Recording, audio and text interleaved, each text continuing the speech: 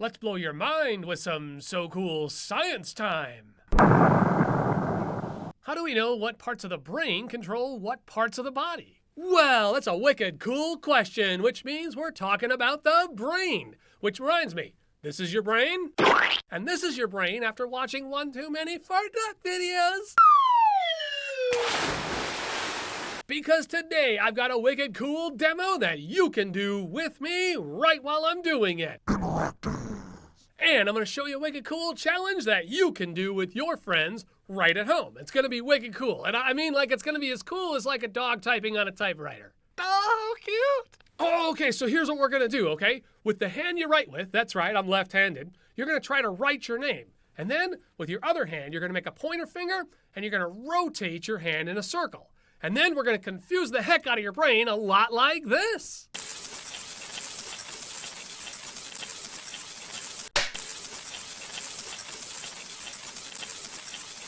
Wow, now that's so friggin' wiggin' cool. You weren't able to write your name, or you weren't able to rotate your hand. Or they were both just like doing some weird confusing thing that, you were like, I'm gonna move my hand this way and I'm gonna try to write my name and it's not gonna work, and then I'm gonna try that and it's not gonna work because my brain's like getting all confused.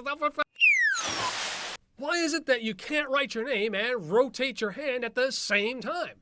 Well, don't look at me. Take a closer look at this. Your brain is split into the left hemisphere and the right hemisphere, and the two halves control opposite sides of the body. The left side of your brain controls the right side of your body, and the right side of your brain controls the left side of your body. Both halves of the brain communicate with each other through the corpus callosum, which looks for similar signals and passes those signals into the rest of the body. In this case, when the left side of the brain sends information to the right hand to rotate, and the right side of the brain sends information to the left hand to write your name, both pieces of information pass through the corpus callosum. It's getting conflicting messages, and thus tries to correct the information by overriding one side of the brain, by either making both hands rotate or stopping the other hand so you can write your name. This overriding of information is important because your hands have to be able to work together. Early scientists used brain injuries to help understand what parts of the brain controlled which parts of the body. If a certain part of the brain is injured and a body part is affected,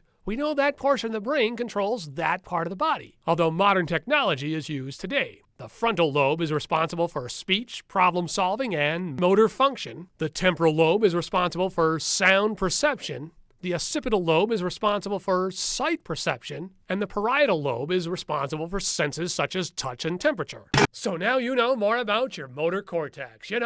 Being able to mess with your friend's brain is why science is so intellectual.